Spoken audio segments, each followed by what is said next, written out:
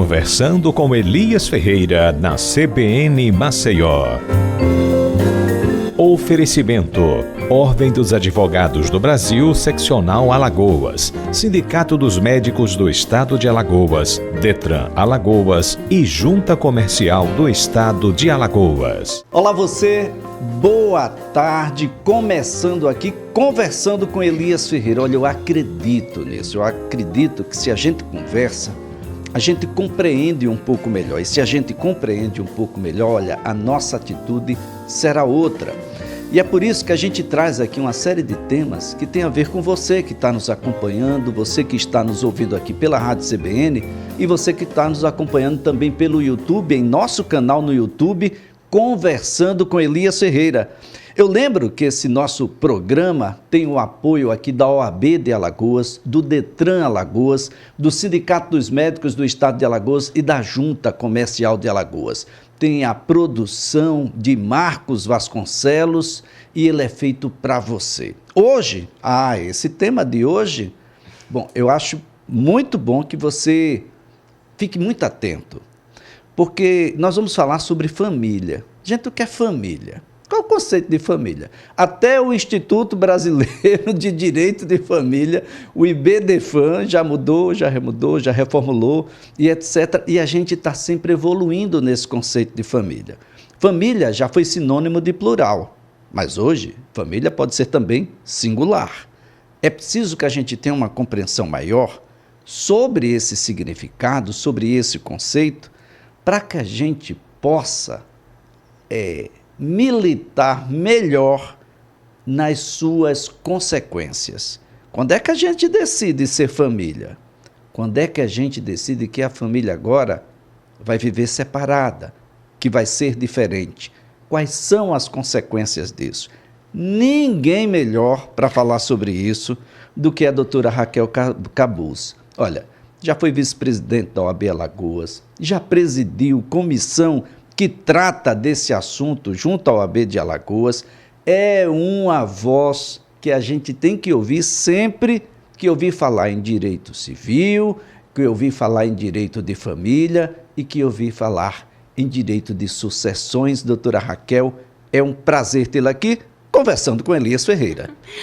Muito obrigada, Elias Ferreira, pelo convite. Meu amigo Elias, saiu Ferreira sem querer, mas é meu amigo Elias. Uma boa tarde para você e para todos os ouvintes da Rádio CBN. Olha, eu exagerei, o conceito de família é muito mais fácil do que eu pensei? Eu diria que o conceito de família é um conceito fácil, Elias, na minha concepção, entendeu? O que é família, doutora? Na minha concepção, família é assistência, família é carinho, é cuidado, é afeto. É isso, para mim, é família. Então quer dizer que a família está exatamente nos aspectos mais subjetivos. Os mais subjetivos possíveis. Porque a objetividade nem sempre retrata o seu sentimento. Eu vou sair do campo da família e falar de um outro universo. Às vezes você está num ambiente de trabalho e a pessoa toma determinadas atitudes, objetivamente falando, de lhe fornecer material, não sei o quê, mas lá dentro, subjetivamente falando, ele pode ser até uma pessoa que não nutra por você aquele afeto, mas por um dever profissional, ele está contribuindo para que você exerça o seu papel, porque ele veste a camisa da empresa que ele trabalha. Então, veja só a comparação. Eu saí de família para uma questão de trabalho. Agora, onde existe afeto mesmo, eu vejo a existência de uma família, né? Naquele lar, naquela composição, naquele arranjo, qual seja o arranjo que exista, se existir cuidado, se existir afeto, aquele arranjo ali é familiar, é uma família. Do ponto de vista legal, como é que a lei tem tratado, tem evoluído? Já houve um tempo em que, família era um casamento entre um homem e uma mulher. A gente evoluiu? Sim, sim. Se a gente parte da premissa que, a partir da existência de afeto, nós temos a família, nós evoluímos. E nada melhor do que uma família, ser uma família estruturada. E eu entendo que o primeiro fato que leva a uma estruturação familiar é a existência de um afeto entre as pessoas que a compõem. A existência do afeto entre as pessoas que a compõem vai levar a que essa família seja uma família funcional. Não quer dizer que não possa haver dissenso de opiniões, alguns dissabores, mas sempre há de predominar aquele sentimento entre as pessoas de ajuda, de cuidado, que só a afetividade faz. A senhora toca num ponto que eu tenho certeza que quem está nos ouvindo já deve ter passado ou passa por isso. Olha, fulano é como se fosse família. Não é consanguíneo, mas é como se fosse família. É o afeto. É o afeto. Tanto que a gente tem o que hoje? De repente você tem dois pais, um pai biológico, um pai socioafetivo, uma mãe biológica, uma mãe socioafetiva. Por quê? Porque um é pai biológico, ele dá afeto e você reconhece, e o outro, de repente, essa família foi desconstituído, o relacionamento do seu pai biológico com a sua mãe biológica, mas um deles reconstituiu. Vamos imaginar que a mãe tenha reconstituído a vida dela com um outro homem. E você desenvolveu, e ele em relação a você, uma relação paterno-filial, ainda que ele não seja seu pai biológico, ele se tornou seu pai socioafetivo. Ele tem tanto cuidado, ele tem tanto carinho e afeto, como se você, filha dele biológica, fosse. Tanto que ele pode ter o nome dele incluso na sua certidão. Na certidão de nascimento. Exato, como também seu pai socioafetivo. Olha só, gente, eu falei aqui no início, só para a gente encerrar esse meu ponto inicial de que família já foi só plural. Família agora pode ser singular? Uma pessoa pode ser considerada família? Olha, há entendimentos que uma pessoa pode vir a ser protegida no sentido de ela ser família, constituir uma família. Mas, na minha visão, assim, você diz, eu sozinha, Raquel... Eu sozinha, adotando, eu sozinha... Não, aí sim, eu sozinha, Raquel. Seja adotando alguém...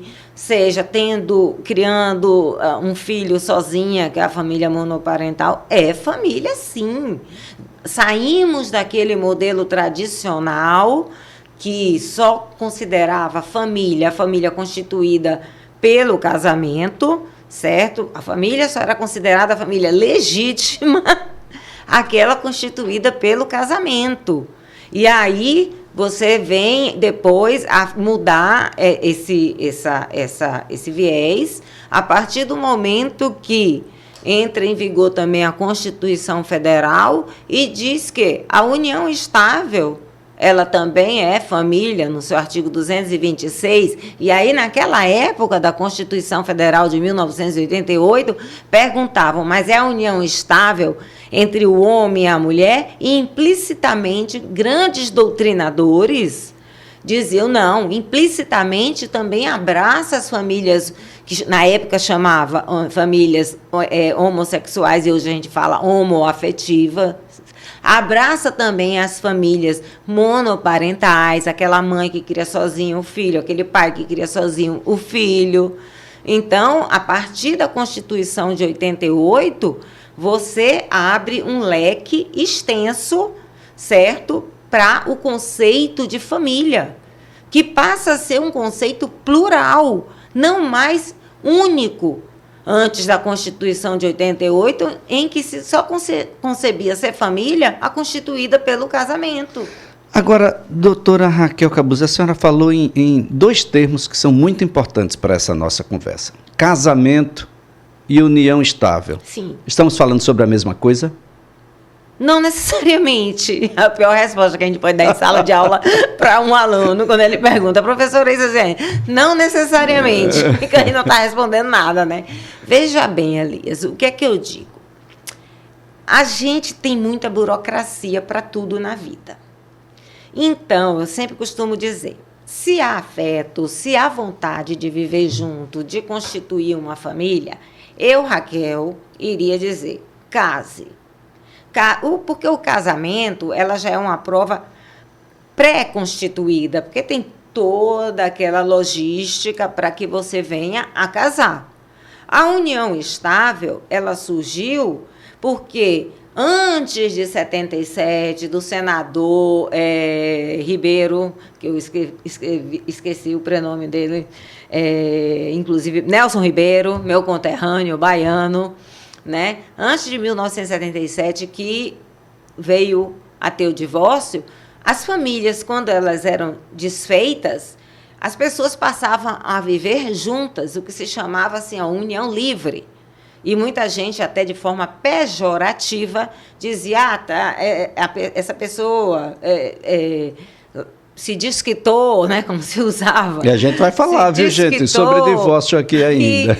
Está amancebado, está amaziado com outro. É uma forma pejorativa, porque só se entendia família como o casamento. O casamento. Então se criou aquela união livre. Mas a partir do momento que veio a primeira lei da união estável, veio a Constituição Federal. Veja bem, a Constituição Federal é a nossa maior lei, 88.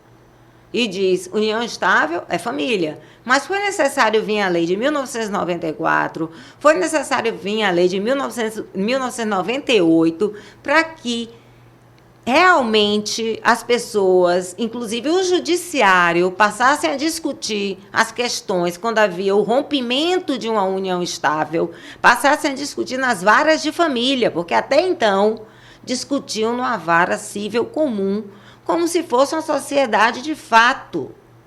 Mas quando veio a lei de 1978, que foi a segunda lei da união estável, e diz, não, compete exclusivamente, a competência é absolutamente em razão da matéria, ou seja, do que vai ser discutido, não é união estável, é família, como está na Constituição. Então, isso só vai poder ser discutido numa vara de família.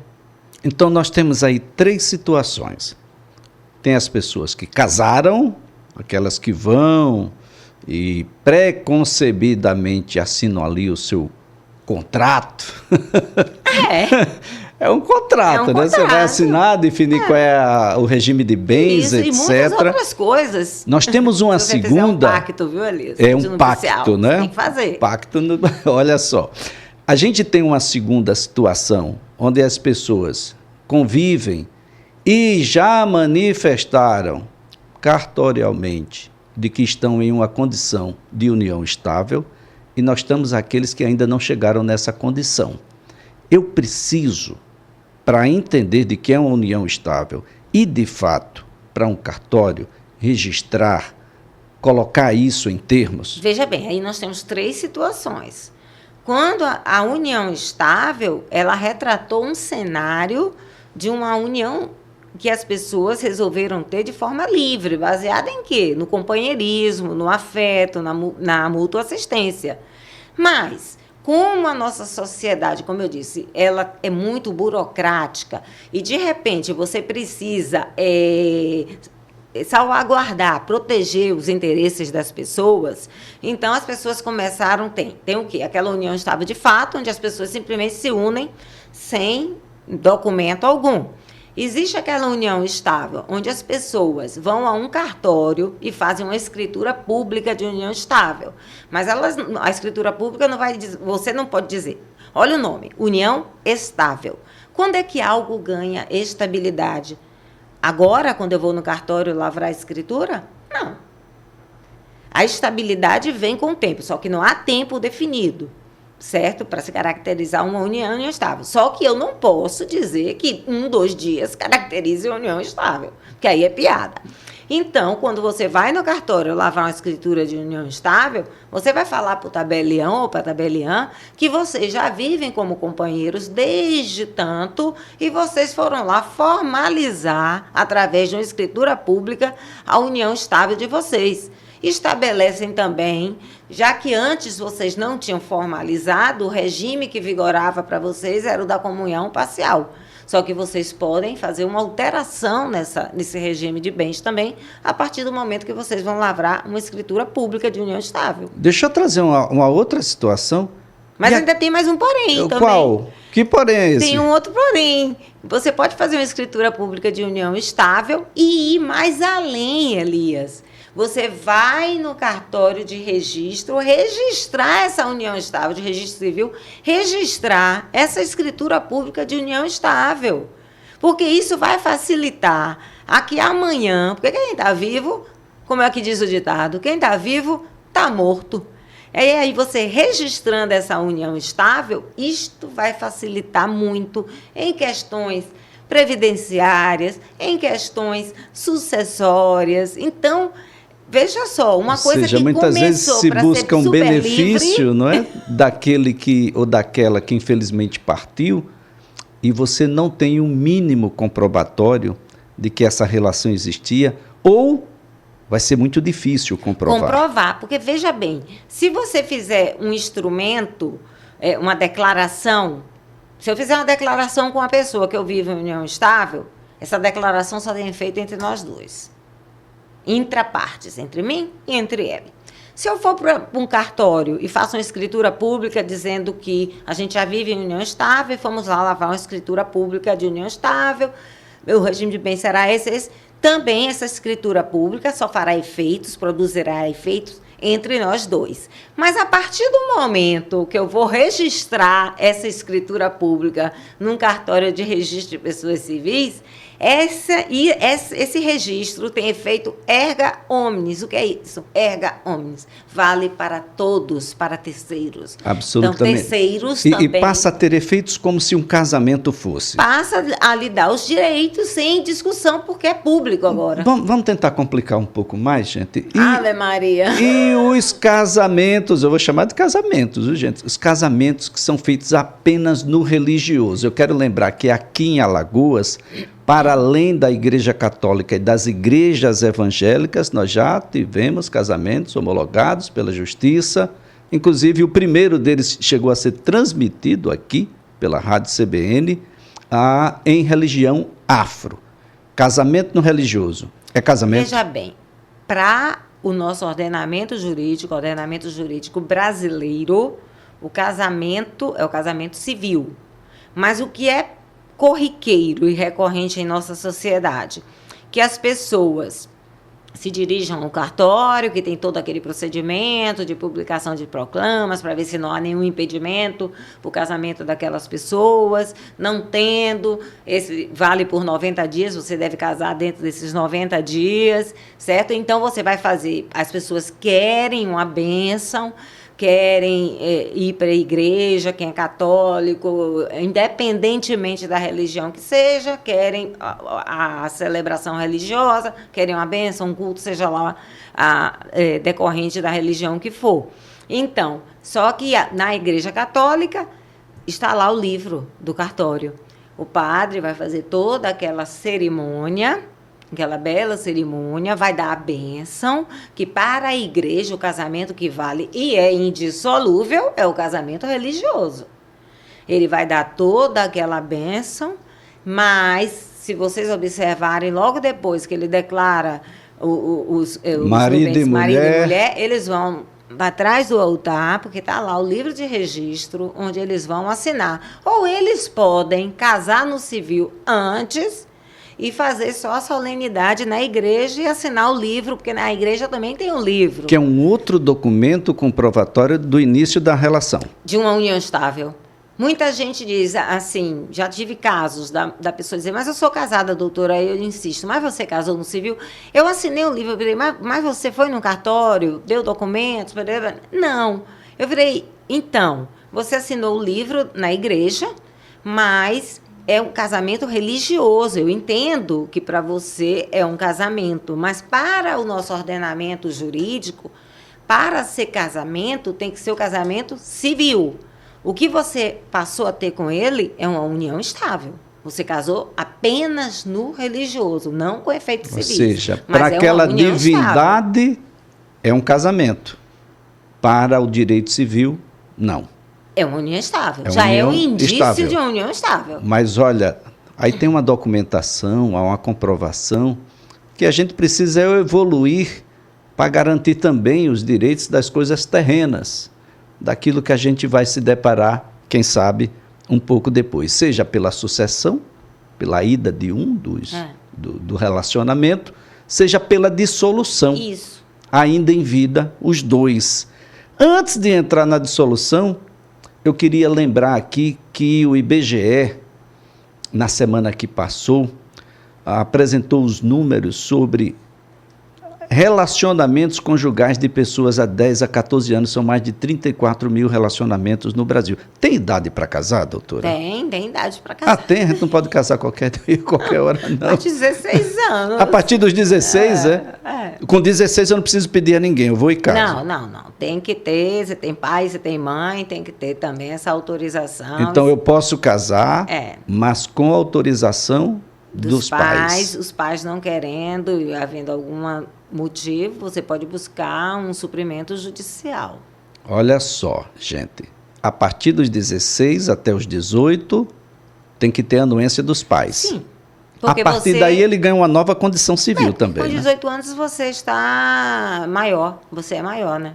Então você pode casar Já sem pode precisar fazer. de anuência de papai e de mamãe, porque às vezes papai e mamãe não querem aquele casamento, porque eles já são visionários, né? Já tem uma visão que aquilo ali pode não dar certo. Olha, gente, a gente vai fazer aqui um breve intervalo, em seguida a gente vai falar sobre e quando não dá certo? E quando a gente tem que separar? E quando a gente tem crianças no meio dessa separação? E quando essa criança, ela é pessoa com deficiência, é uma pessoa que vai ter que ser acompanhada pela ajuda dos pais para absolutamente tudo durante toda a vida. Quais são os reflexos de olha, já foi separação, aí depois você tinha que passar um tempo, aí depois era divórcio. A doutora vai explicar tudo aqui. É só um instante. Eu lembro que, conversando com Elias Ferreira, tem o apoio da OAB Alagoas, do Detran Alagoas, do Sindicato dos Médicos do Estado de Alagoas e da Junta Comercial do Estado de Alagoas. É só um instante, a gente volta já já.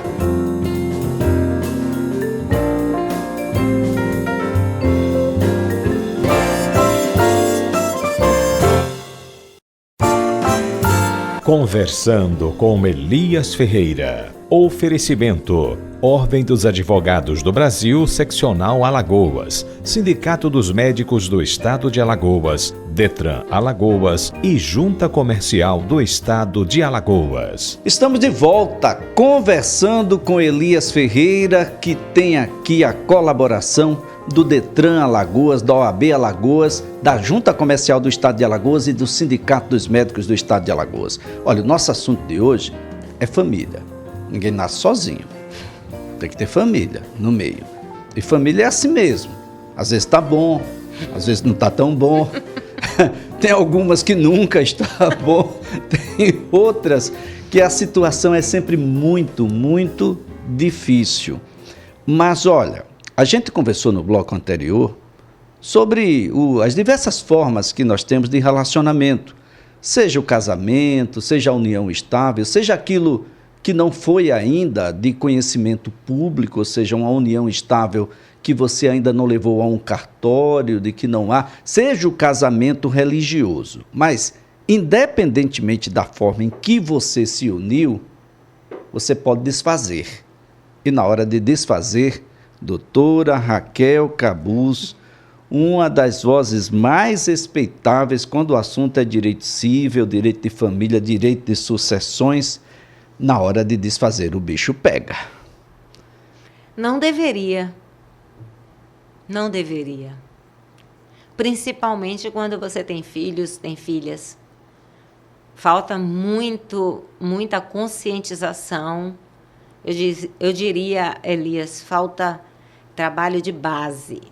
Sem trabalho de base, a gente pode ter inúmeras leis, mas nós não teremos um resultado eficaz, porque falta a base.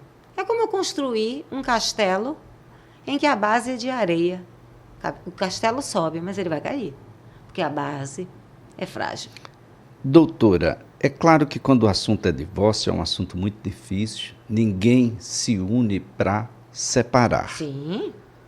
Mas a vida tem as suas variáveis todas e algumas delas podem contribuir para isso. No passado, se divorciar era um verdadeiro, principalmente para a mulher, primeiro que era de uma reprimenda social terrível, porque tinha a separada, que só depois iria virar a divorciada e uma era a condição do outro. Isso evoluiu. Como é que é hoje isso? Sim, isso evoluiu, né? Porque nós somos seres humanos. E a partir do momento, Elias, eu caso ou eu passo a viver em união estável, e é como você bem pontuou, via de regra, quem passa a constituir, viver junto e vai virando aquela estabilidade ao ponto de vocês terem dentro de você a consciência de que vocês ali constituíram a família através da união estável, ou quando você casa, é porque você gosta, é porque você quer que dê certo. Essa é a regra. Só que, é como você falou, existem percalços. A vida ela é cíclica, muitas coisas vão acontecendo, muitas vezes o entorno também familiar. Porque a gente tem que pensar o seguinte, que eu acho que as pessoas não pensam, principalmente na hora que elas vão dissolver ou esse casamento ou essa união estável. Quando elas se uniram, elas tinham ou deveriam ter a consciência de que cada uma veio de um núcleo. No meu núcleo, eu tive uma formação de um jeito. Me foram passados princípios, me foram passadas noções de vida de uma forma. Já a outra pessoa com quem eu me casei, que eu gostei, casei gostando, ele também tem um núcleo dele, onde ele foi criado com conceitos que podem ter sido diferentes do meu, com regras diferentes. E na hora, Elias, que há essa dissolução, as pessoas... o pai, a mãe, os dois pais, as duas mães, elas entram numa verdadeira guerra, porque um quer impor ao outro a sua forma de ver a vida. E não dá, porque eles são seres diferentes, Doutora de Raquel, formações diferentes. A senhora leva quanto tempo numa... Eu vou chamar de consulta, viu, gente? Porque esse primeiro encontro com alguém que decidiu, eu não quero mais continuar convivendo com o outro ou com a outra. Quanto tempo? Ó, Elias, eu vou ser muito sincera com você, sabe? O advogado, a advogada de família, ela, nesse primeiro encontro, ela é muito mais psicóloga do que advogada. Em 10 minutos eu conseguiria entender a situação que ela me coloca. É claro que eu iria ouvir os pontos para poder analisar, mas em 3 horas, tirando 10 minutos, sobra 2 horas e 50. Em 2 horas e 50 minutos, são desabafos humanos. E é necessária essa escuta, né, doutora? É necessária essa escuta, porque a pessoa está na aflição, está na angústia. A gente precisa apaziguar até a própria pessoa que ali está na frente. A gente precisa não, viu, Elias? A gente deve. Deve. Quando a gente não faz isso e a gente deixa que o cliente avance... São advogados e advogadas mais jovens que ainda estão construindo a sua carreira. A gente não constrói destruindo. Não, a gente deve, porque a gente está lá ouvindo e muitas horas a gente tem que fazer uma parte para tentar, de forma bem sutil, com empatia, com acolhimento, mostrar àquela pessoa que aquele pensamento dela está equivocado. Eu não posso nutrir naquele meu cliente aquele pensamento que eu sei que está totalmente disfuncional, distorcido. Aí eu estou colaborando. E você tem que lembrar que nós temos um estatuto da OAB. Ele data de 94. E pasme você, muitas advogadas e advogadas não sabem que no nosso estatuto, na parte da ética, o advogado e a advogada, eles são elementos de conciliação. E não de dizer, como eu ouço e vejo nas redes sociais, agora vamos para a guerra. Quando eu leio isso, e na área de família, sendo postado, eu digo assim, meu Deus, o que é isso? Que humanidade é essa? Por que chegamos a isso? Eu venho em busca de acolhimento e encontro mais munição É. para a guerra. É uma coisa terrível. Doutora Raquel, no casamento, divórcio. Na união estável, dissolução da união estável, os reflexos são semelhantes? Na realidade, tudo vai depender. Se você não faz escritura alguma, a sua união estável vigora o regime da comunhão parcial. Se você estabelecer um outro regime, vai depender do regime para haver a divisão de bens. Quanto à questão de bens, a gente segue de forma objetiva o que diz o Código Civil. Se for comunhão parcial, vai dividir dessa forma, universal, participação final dos aquestos, separação convencional ou a obrigatória, que agora o STF diz que não é inconstitucional uma pessoa determinar que uma pessoa de 70 anos case com a separação obrigatória, mas ela tem agora o livre discernimento de poder não casar por esse regime da separação obrigatória. Mas é objetivo, a questão dos bens. Esse é um ponto que a gente não tinha tocado no início, né? Que tem idades agora e tem tempos de relacionamento para que você possa, por exemplo, participar de forma diferente na sucessão. Veja bem, nós não mudamos ainda o Código Civil. O novo Código Civil aí vem com grandes mudanças, grandes mesmo, na questão de sucessões, certo? Então, muitas coisas estão por vir, muitas coisas eu concordo, mas eu vou me reservar o direito de não falar ainda, para não ser apedrejada. Então, vamos continuar aqui. Bom, decidimos que não vamos ficar mais juntos, mas temos filhos. Guarda, convivência, alimentos. Guarda é responsabilidade. Nós temos 2 tipos de guarda.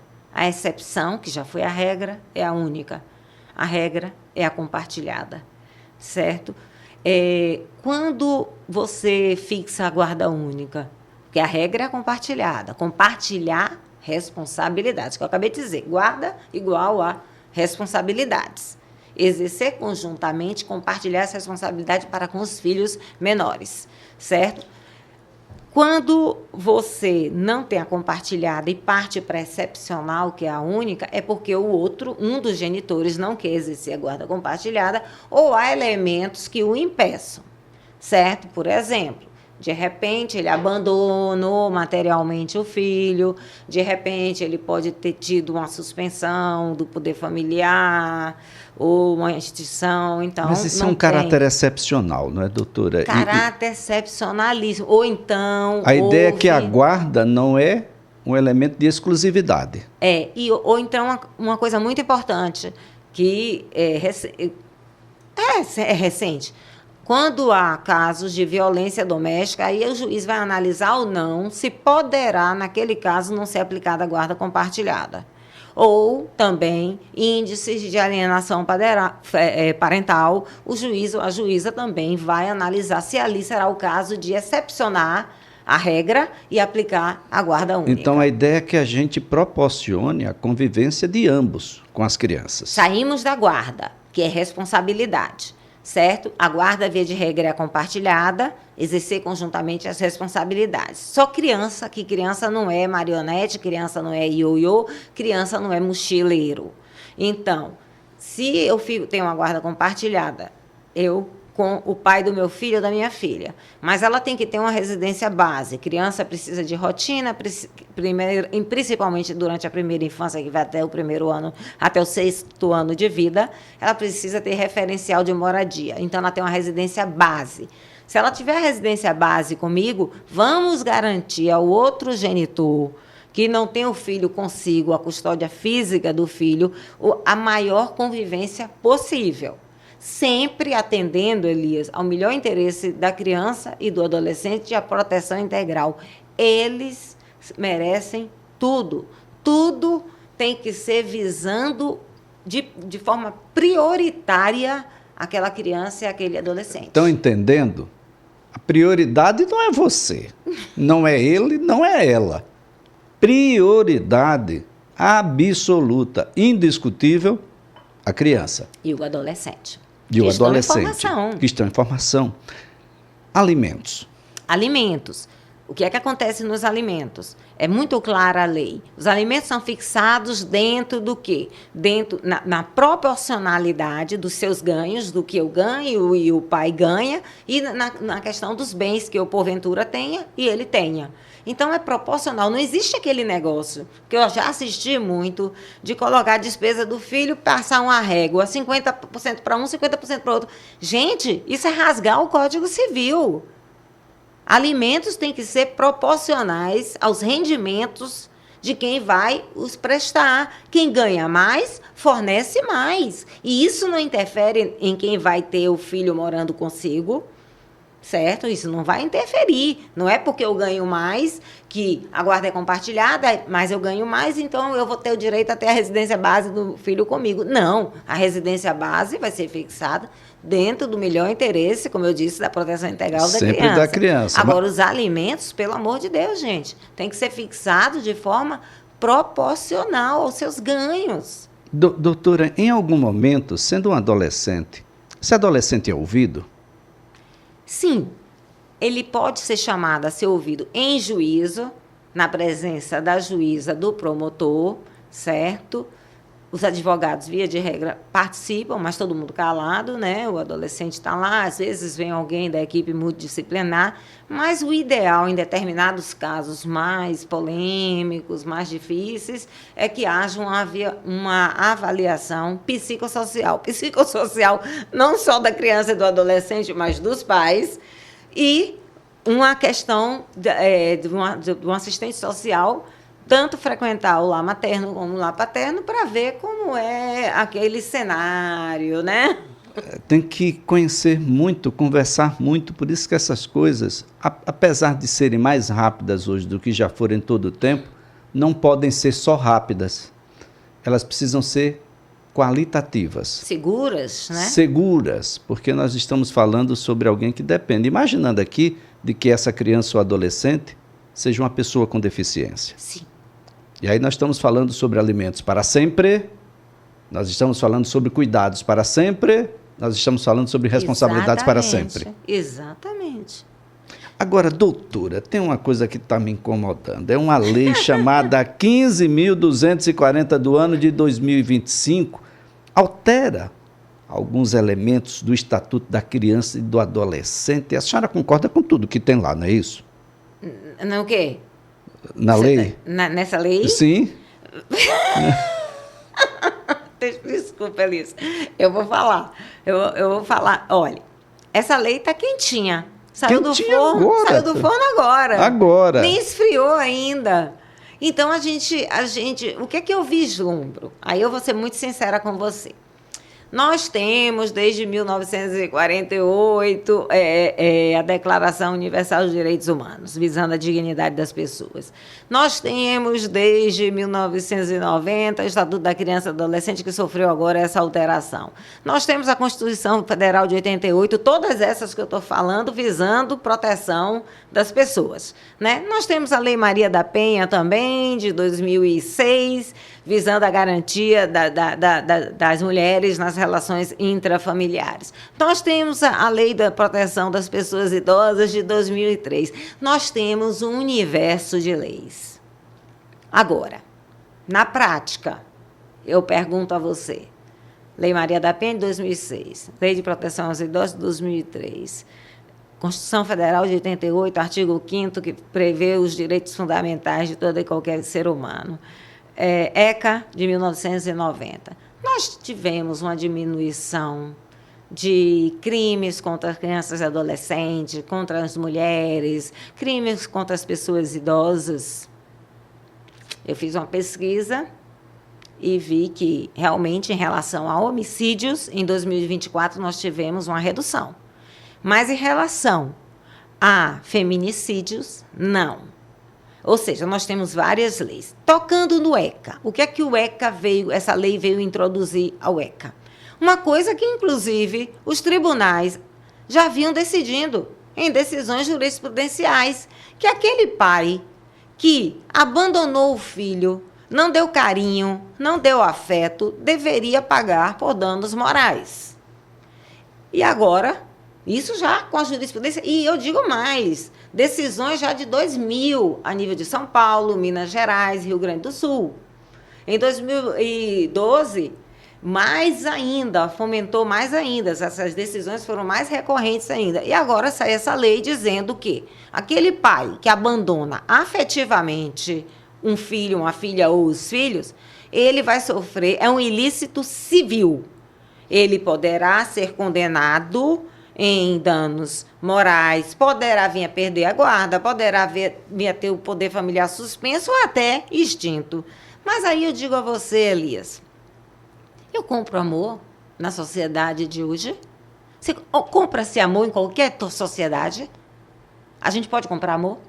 Não, definitivamente. Então, eu vou falar para você. Eu queria deixar para todo mundo que atua nessa área e até para a sociedade em si o seguinte pensamento. A lei existe. Vai ser uma enxurrada de ações nas varas de família. Tenho até pena das juízas, porque vão trabalhar dobrado, e as promotoras e promotores também. O dinheiro, um pai que resolve ter filho e é incapaz de dar afeto àquele filho, não deu afeto a vida inteira, o dinheiro que ele vai ser condenado a pagar, ele vai pagar, tudo bem, mas ele vai pagar, agora a criança vai receber um dinheiro para tratar, né? Para ela se tratar. Porque uma criança ou um adolescente que cresce num ambiente em que ele não recebe afeto, em que ele não recebe carinho de um pai ou de uma mãe, essa criança adoece. Eu estou aqui, como você sabe, com o meu dedo do pé fraturado. É osso. É o osso quebra, a gente conserta. Quebre a alma. Quebre a alma de uma criança ou um adolescente não dando carinho e afeto. Quebre. Seja uma mãe, seja um pai irresponsável. Queira ter filhos, mas sem saber que você tem que ter responsabilidade afetiva. E de onde a gente tem que começar a consertar isso? É com essa lei agora que vai fixar indenização, que vai servir para a gente pagar aos melhores psiquiatras do país, terapeutas, comprar os remédios mais caros que existem, que são caros os remédios, para dar aos nossos filhos, que foram o quê? Alijados de uma convivência de afeto, de amor, porque aquele pai que resolveu ter filho, aquela mãe que resolveu ter filho, ela não tinha responsabilidade afetiva. E quando é que a gente tem que começar a dar responsabilidade afetiva às pessoas? No nascedouro, na base. Isso é uma questão de política pública. É uma questão de você começar a trabalhar, que não vai ser a curto nem a médio prazo, a longo prazo. Porque você não vai pegar uma pessoa hoje com seus 40 anos e fazer com que ele aprenda a terminar um relacionamento de forma responsável. Não vai pegar um pai hoje de 40 anos que não consegue ter empatia e amor por um filho e fazer com que ele entenda que ele tem que dar amor. Isso você começa na base, a ensinar aquela criança, independente do gênero, que um dia ele vai crescer, mas que ele cresça com responsabilidade social, com responsabilidade nas relações que ele vai ter, conjugais, ou de companheirismo. Ele pode terminar e deve sim, se não estiver feliz, mas com responsabilidade. E que, se ele quiser, que ele pode ser também, via ser pai e mãe, mas que ele venha a ser pai e mãe, se ele realmente entender que ele vai ter capacidade de dar amor e afeto a uma criança. Porque se ele é uma pessoa que ele sabe, que todo mundo sabe, que ele não tem capacidade de sair do seu próprio eu e virar chave, a partir do momento que ele vem a ter um filho, uma filha, vira-se uma chave, e ele passar a dar afeto àquele filho e àquela filha de forma espontânea, não tenha. Porque amanhã ou depois esse filho, essa filha que não recebeu o afeto dele, vai receber o dinheiro para pagar os médicos. Então quer dizer que a gente tira a afetividade do campo apenas moral e ético e passa a ter um valor jurídico explícito. Exato. E dinheiro supre a afetividade, segundo a lei. Não vai suprir a afetividade. Mas a lei acredita nisso. Não vai suprir. Vai suprir o quê? Os gastos para tentar que aquela criança frequente um bom psiquiatra, tome remédio e fique como a gente diz. Qual será o protocolo comprobatório dessa falta? E fique, como a gente diz, de orientada. afetividade. Mas ela está com o que ferido, que é muito difícil se consertar? A alma. Como eu disse, meu dedo está fraturado, vai ficar bom. Mas quebre a alma. Para você ver qual é o dinheiro do mundo que vai curar uma alma quebrada, ferida. Doutora Raquel Cabuz, foi um prazer tê-la aqui conversando com Elias Ferreira. Prazer foi todo meu, Elias. E até a próxima. Essa coisa de família a gente não termina nunca, viu, gente? Bom fé e meu seu do bom fim. Olha, agradecendo aqui a doutora Raquel Cabuz, que é uma das vozes mais respeitáveis quando a gente trata sobre direito civil, direito de família, direito de sucessões, sempre com muita responsabilidade, porque é um tema que atinge na alma das pessoas. A gente precisa melhorar enquanto pessoa. Se a gente melhorar enquanto pessoa, a gente termina melhorando tudo, e todos. Quero aqui agradecer a colaboração da OAB Alagoas, dos Sindicatos Médicos do Estado de Alagoas, da Junta Comercial do Estado de Alagoas e também do Detran Alagoas, me despedindo de vocês, dizendo que Conversando com Elias Ferreira estará de volta na próxima terça-feira, a partir das 14 horas. Até lá!